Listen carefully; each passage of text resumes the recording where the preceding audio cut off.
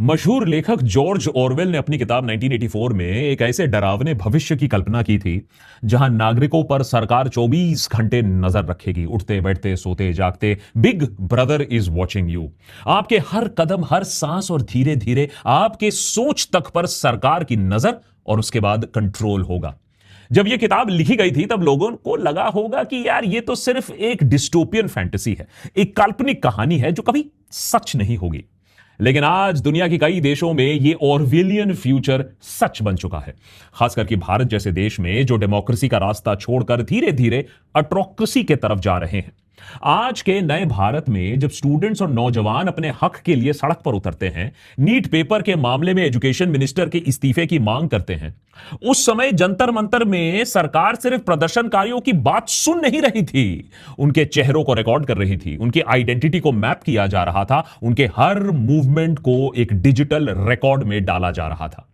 अब आप सोच रहे हो कि ये फिर से अलार्मिस्ट टेंडेंसी हो गया, ऐसा थोड़ा ही ना होता है, ये तो चाइना में होता है, हॉलीवुड की फिल्मों में, मिशन इंपॉसिबल में होता है, इंडिया में ये सब कहां से? अरे दिल्ली पुलिस तो एक चेन स्नैचिंग का केस सॉल्व नहीं कर सकती है, तो यहां ईथन हंट थोड़ी ना बन जाएगी दिल्ली पुलिस। और यही आपकी सबसे बड़ी गलती है सरकार को समझने में। अगर सरकार चाहे तो कुछ भी हो सकता है, खासतौर पर उस टेक्नोलॉजी का इंप्लीमेंटेशन जिससे कुर्सी हिफाजत में रहे। रिपोर्टर्स ने दिल्ली पुलिस के ऐसे हाईटेक वैन्स को जंतर मंतर में पहचाना और फिर पूछ भी लिया कि वो भैया किसके परमिशन से ये सब रिकॉर्डिंग कर रहे हैं, क्योंकि ये हमारे ह्यूमन राइट्स और प्रिवेसी का साफ उल्लंघन था। आपने जूम इन क्यों किया मेरे चेहरे के ऊपर? ऑटो जूमिंग चलता है। बट मेरे चेहरे पे क्यों जूम इन हुआ यहाँ पे? आपने मेरी परमिशन ली जूम इन करने से पहले? आप गवर्नमेंट ऑफ दिल्ली की तरफ से है तो आपने मेरी परमिशन ली, how can you do that? जब पोल खुल गई तो पुलिस ने यह दिखाने की कोशिश की कि ये सर्वेलेंस वैन लोगों की सुरक्षा के लिए वहां लगाए गए हैं, और ये फेशियल रिकग्निशन सिस्टम की मदद से प्रोटेस्ट के दौरान उन्होंने 2800 से ज्यादा ऐसे लोग आइडेंटिफाई किए जिनका क्रिमिनल बैकग्राउंड था। अगर यह बात सच है तो फिर तो हमारे शहर में क्राइम रेट 0 होना चाहिए, लेकिन जो जमीनी हकीकत है वो कुछ और हमें दिख रही है, और वो ये कि स्टूडेंट्स को, प्रोटेस्टर्स को पकड़ा जा रहा है, धरा दबोचा जा रहा है, घरों में घुस के उन्हें बाहर निकाला जा रहा है। ग्राउंड पर जिन लोगों ने प्रधानमंत्री मोदी के खिलाफ कोई आपत्तिजनक टिप्पणी की, उन पर खासा एक्शन लिया जा रहा है। पिछले कई सालों से मेजर मेट्रो सिटीज में अगर आप ध्यान दोगे, आंकड़े देखोगे, तो दिल्ली का नाम सबसे आगे आता है चोरी में, किडनैपिंग में, क्राइम्स अगेंस्ट विमेन में। लेकिन शायद ही हमने पुलिस को इतना तत्पर देखा है जितना कॉकरोच जनता पार्टी के प्रोटेस्ट के बाद देखा है। दिल्ली पुलिस प्रोटेस्टर्स के घर जाकर होम सर्विस कर रही है, उन्हें बाहर खदेड़ रही है। Sir 1 second, can you show me please 1 paper? Why have you entered our house so many people? आप लोग बिना ड्रेस के आए हैं, बिना नेम के आए हैं। आप प्लीज मुझे अपना नाम बता दीजिए, कोई पेपर दिखा दीजिए। नहीं नहीं, हाथापाई मत कीजिए सर, मैम हाथापाई मत कीजिए, मैम हाथापाई मत कीजिए।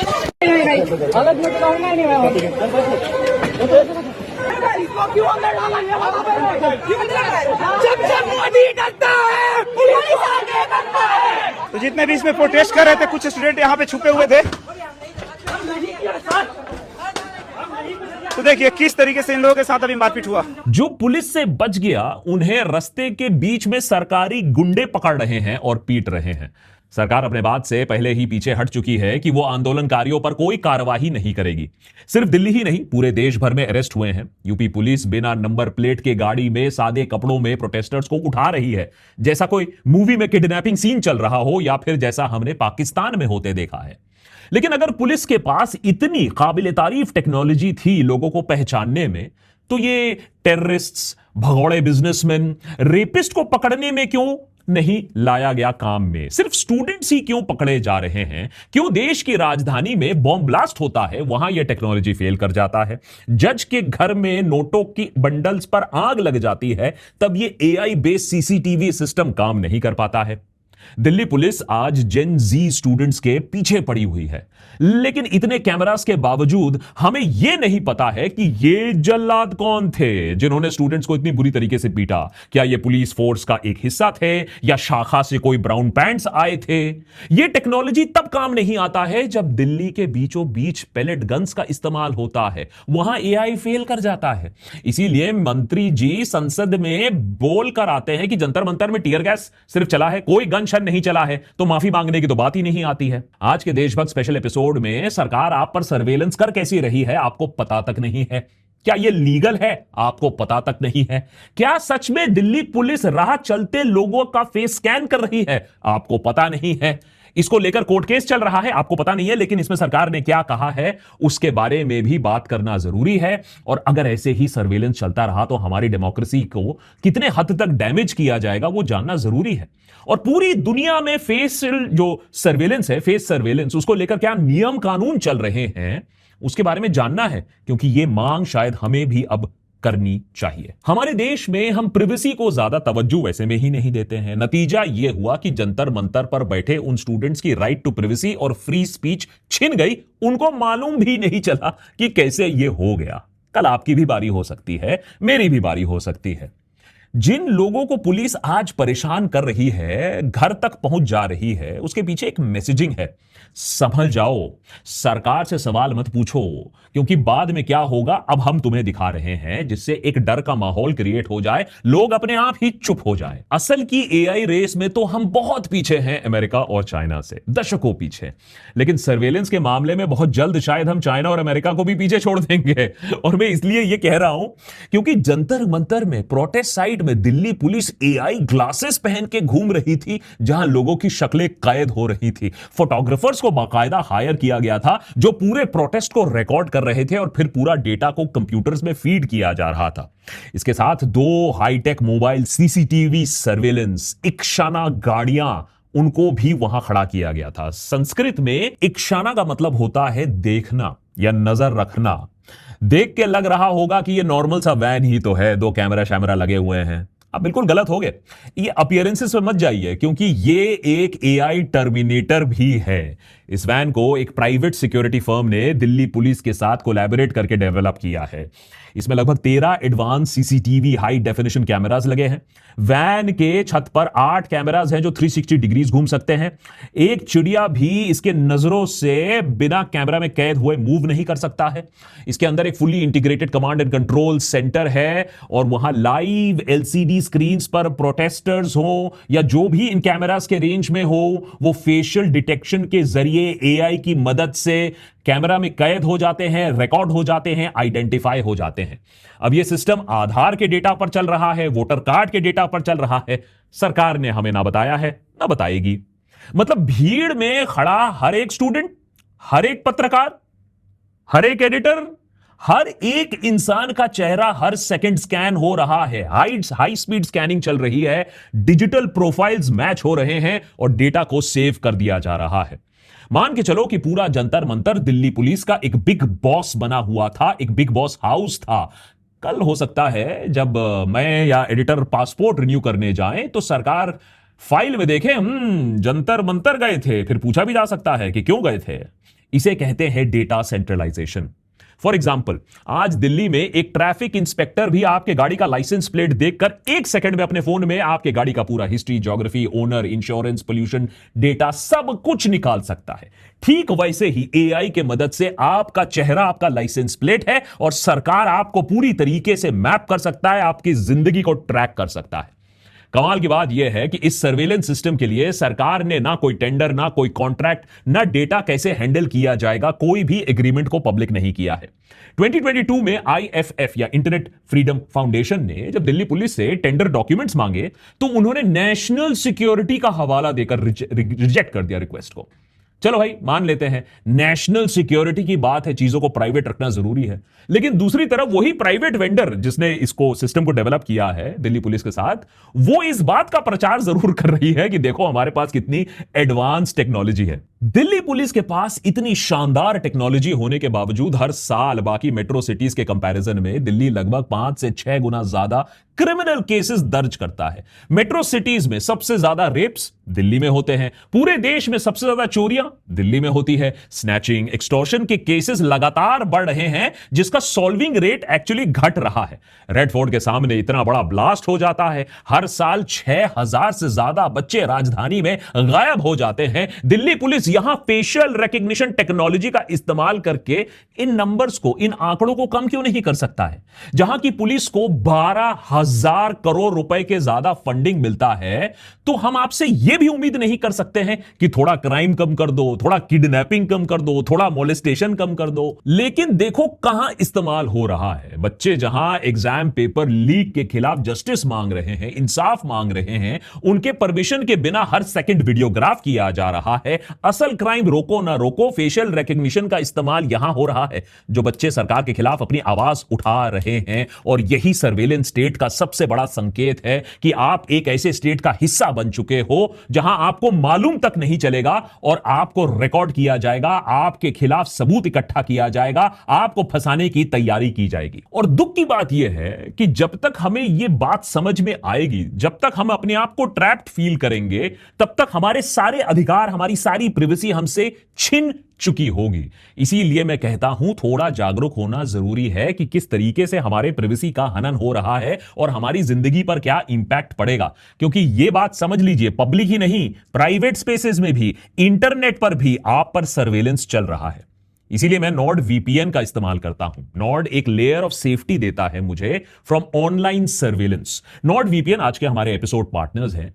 ये एक एसेंशियल डिजिटल टूल बन जाता है जो मेरा सारा इंफॉर्मेशन इंक्रिप्टेड रखता है, इंटरनेट पर किसी भी साइट को ब्लॉक नहीं होने देता है, और उसके एंटीवायरस से, ऑनलाइन मैलवेयर एंड ट्रैकिंग से भी मुझे बचाता है। मैं क्या कर रहा हूं, क्या रिसर्च कर रहा हूं, इसे ट्रैक कोई नहीं कर सकता है। नॉर्ड वीपीएन के हजारों सर्वर्स हैं जिसे आप एक्सेस कर सकते हो, तो आपका नेट सच में ग्लोबल हो जाता है। वो न्यूज, वो एंटरटेनमेंट, वो ट्विटर अकाउंट्स जो आपके देश में लॉक्ड हैं, ब्लॉक्ड हैं, वो अनलॉक हो जाती हैं और आपका इंफॉर्मेशन बिल्कुल सेफ रहता है। यहां तक कि इंडिया से नॉर्ड ने अपने फिजिकल सर्वर्स हटा दिए क्योंकि इन्होंने अपना कस्टमर इंफॉर्मेशन सरकार के साथ शेयर करने से इनकार कर दिया। एआई से सबसे बड़ा खतरा होता है आपकी आइडेंटिटी थेफ्ट। तो जितना इंफॉर्मेशन आपका सुरक्षित रहेगा उतना ही अच्छा है। अगर आप साइन अप करते हैं फॉर NordVPN वाया nordvpn.com/देशभक्त, तो 2 साल के प्लान के साथ आपको मिलता है a huge discount and 4 additional months for free. Link मैंने डिस्क्रिप्शन बॉक्स में दिया है। और अगर आपको यह पसंद नहीं आता है तो NordVPN की 30 डे की मनी बैक गारंटी भी है। nordvpn.com/देशभक्त, link in the description. Jantar Mantar पर शांति से प्रोटेस्ट करना दिल्ली पुलिस की परमिशन पर आधारित नहीं है, डिपेंडेंट नहीं है, यह हमारा एक संवैधानिक हक है। और 2018 में सुप्रीम कोर्ट के मजदूर किसान शक्ति संगठन versus union of India case में इस बात को कोर्ट ने साफ कर दिया था। और उससे भी पहले 2017 में सुप्रीम कोर्ट ऑफ इंडिया ने एक और लैंडमार्क जजमेंट दिया था, जस्टिस के Puttaswamy versus union of India case. इस जजमेंट में साफ साफ लिखा है आर्टिकल 21 के तहत राइट टू प्राइवेसी हमारा एक फंडामेंटल राइट है जिसे कोई हमसे छीन नहीं सकता है। और अगर सरकार किसी की प्राइवेसी में हस्तक्षेप करती है तो उसे 3 कंडीशंस पूरी करनी होंगी। पहला, उसके लिए क्लियर लॉ होना चाहिए। दूसरा, उसका लेजिटिमेट स्टेट ऑब्जेक्टिव होना चाहिए। और तीसरा, वो एक्शन प्रोपोर्शनेट होना चाहिए। लेकिन जब हम बात फेशियल रिकॉग्निशन से एक लीगल और पीसफुल प्रोटेस्ट को मॉनिटर करने की करते हैं तो यह टेस्ट अपने पहले स्टेप पर फेल कर जाता है, क्योंकि एफआरटी यानी फेशियल रिकॉग्निशन टेक्नोलॉजी के लिए इंडिया में कोई डेडिकेटेड लॉ है ही नहीं। तो ऐसे नियम ही नहीं है जिसको यूज करके सरकार डेटा इस तरीके से स्टोर कर पाए, हमारे फेशियल रिकॉग्निशन कर पाए। तो यह पूरी की पूरी तरीके से एक इलीगल मूव था जंतर मंतर में। Oh my God.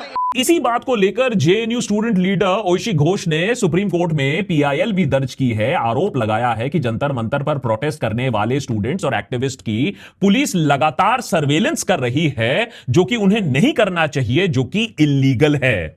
जिसमें सरकार की तरफ से अब जवाब आया है कि वो तो एक रूटीन प्रैक्टिस है, इसका पर्पस सिर्फ लॉ एंड ऑर्डर को मेंटेन करना है। और ऐसा नहीं है कि सिर्फ इसी प्रोटेस्ट की रिकॉर्डिंग चल रही है, हर तरीके की प्रोटेस्ट की रिकॉर्डिंग होती है। हर प्रोटेस्ट में आप देखिए मिलॉर्ड इन्फ्लुएंसर्स रील बनाते हैं, मीडिया इंटरव्यू करती है, लोग खुद अपने फोन से वीडियो बनाते हैं। तो इसमें जब राइट टू प्रिवेसी का उल्लंघन नहीं होता है तो हमें क्यों रोका जा रहा है?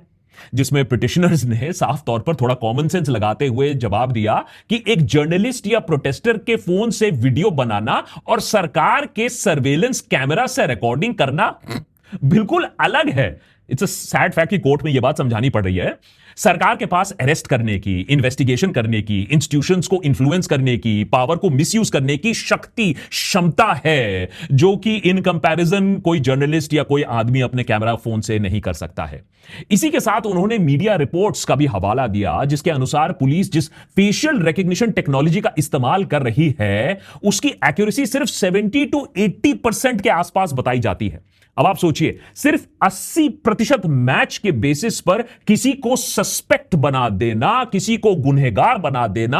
आप सोचो, एक बेकसूर इंसान सालों तक कोर्ट कचहरी के चक्कर काटता रह जाएगा। एक बार एआई ने, सिस्टम ने उसे बना दिया, वहां उसे प्रेजेंट कर दिया, उसे गिल्टी बता दिया। कोर्ट में इसकी सुनवाई अभी चल रही है और इसी के साथ सीपीआईएम ने भी इस टेक्नोलॉजी के खिलाफ सुप्रीम कोर्ट में पीआईएल भी दर्ज की है। फेशियल सर्विलेंस के कुछ बहुत बड़े खतरे हैं। सबसे पहला एक्यूरेसी की बात, जैसे हमने बताया, दुनिया भर के रिसर्चर्स ने प्रूव किया है कि facial recognition AI perfect model नहीं है, इसमें बहुत सी खामियां हैं, खासतौर पर डार्क स्किन लोगों के लिए और महिलाओं को रिकग्नाइज करने में यह 30 to 40% फेलियर रेट तक जा सकता है।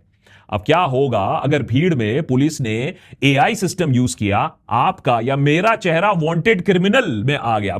एडिटर को तो बहुत खुशी होगी अगर ऐसा हो गया, लेकिन आप सोचिए, बिना किसी जुर्म के आपको उठा लिया जाएगा, फिर जेल में चक्की पिसिंग एंड पिसिंग करते रहोगे।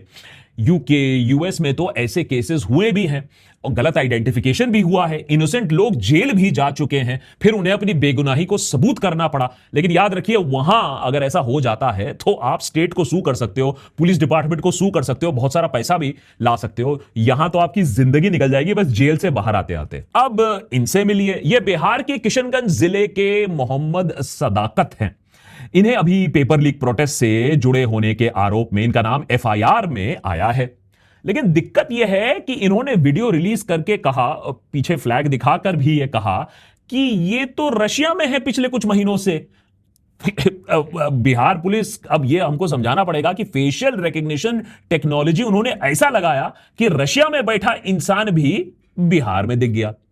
एक और बहुत बड़ी दिक्कत है और वो है कि कॉन्स्टिट्यूशन में हमें फ्री स्पीच और फ्रीडम टू असेंबल पीसफुली का हक दिया गया है। डेमोक्रेसी में हम कुछ भी बोल सकते हैं, कुछ भी प्रोटेस्ट कर सकते हैं, as long as it is peaceful and not a threat to the state. अब मान के चलिए कि लोगों को पता होगा कि वहां जैसे ही वो सड़क पर उतरेंगे, एआई उनका चेहरा स्कैन कर लेगा, जिससे सरकार जब भी चाहे बाद में उनको नौकरी मिलने से रोक दे, पासपोर्ट कैंसिल कर दे या उनका बैकग्राउंड वेरिफिकेशन फेल कर दे। हजार तरीके हैं, सरकार आपकी जिंदगी को नर्क बना सकती है। और इसी डर से सोचो, लोग ना भीड़ में शामिल ही नहीं होंगे, प्रोटेस्ट ही नहीं करेंगे, घर में बैठेंगे, बोलेंगे सब चंगा सी है। तो आप बताइए, ये कौन सी डेमोक्रेसी हुई, मदर या फादर ऑफ डेमोक्रेसी हुई, कि सरकार से डर के मारे आप बोल रहे हो सब चंगा सी है। और जैसा हम जानते हैं, जहां प्रोटेस्ट खत्म वहां डेमोक्रेसी भी खत्म हो जाती है। सर्वेलेंस का एक्चुअल इंटेंशन यही है, आपको बाद में पकड़ना नहीं है, आपको आवाज उठाने से पहले ही दबा देना, डरा देना, धमका देना है, जो आज हम देख रहे हैं। हमारी सरकार को वैसे विश्वगुरु बनने का बहुत शौक है, मदर ऑफ डेमोक्रेसी अगर हमें कोई कहे तो हमें बहुत अच्छा लगता है। लेकिन काम मोदी जी नॉर्थ कोरिया वाला कर रहे हैं, किम जोंग उंग वाला काम कर रहे हैं। दुनिया के कई बड़े देश हैं जहां लाइव फेशियल रिकग्निशन इस्तेमाल करने के सख्त नियम बनाए गए हैं। यूरोपियन यूनियन का एक एग्जांपल ही अगर आप देख लें, बहुत ही क्लियर लॉज हैं।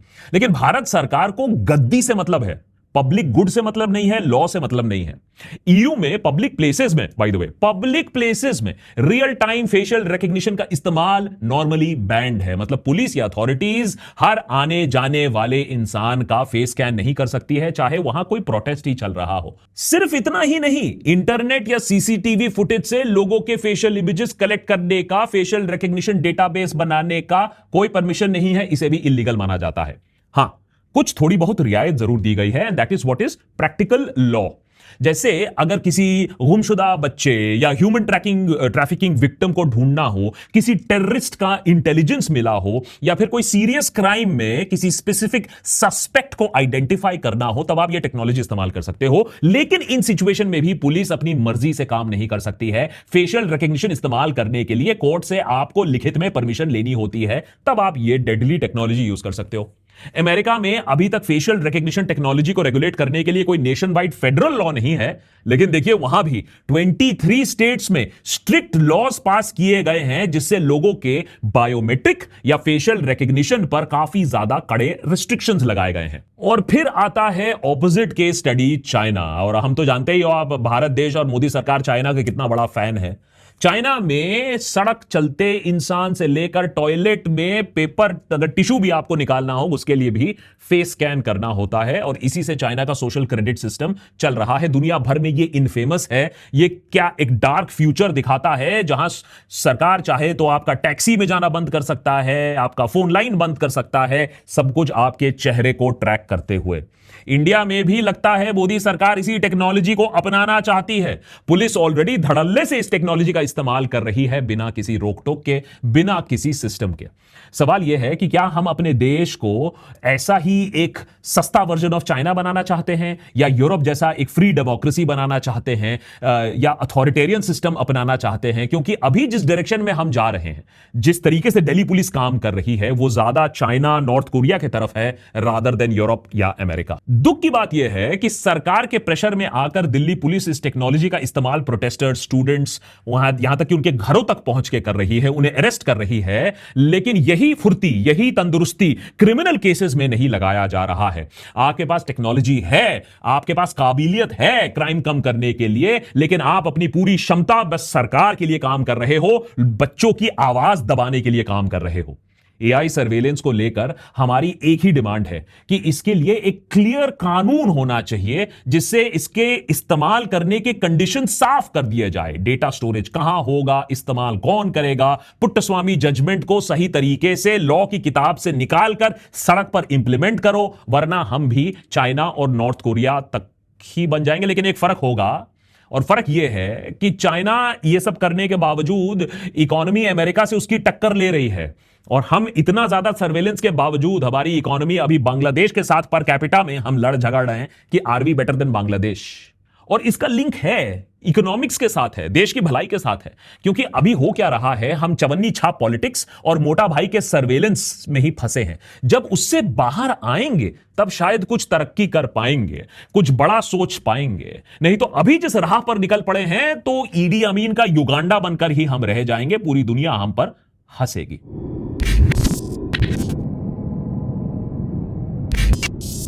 Many thanks to Nord for making this episode possible। मैं चाहता हूं कि आप भी अपनी प्राइवेसी थोड़ा सा ज्यादा सीरियसली लीजिए, जिस तरीके से सरकार अब सर्वेलेंस कर रही है।